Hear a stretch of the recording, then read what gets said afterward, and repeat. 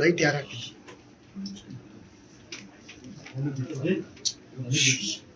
ಪಟೇಲ್ ಚರ್ಚೆ ಕೊಡ್ತೇನೆ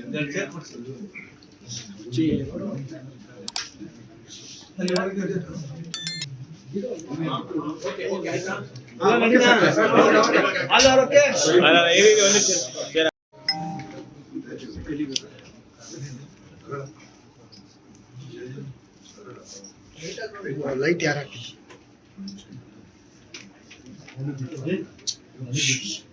ಪಟೇಲ್ ಚರ್ಚೆ ಕೊಡ್ತೇನೆ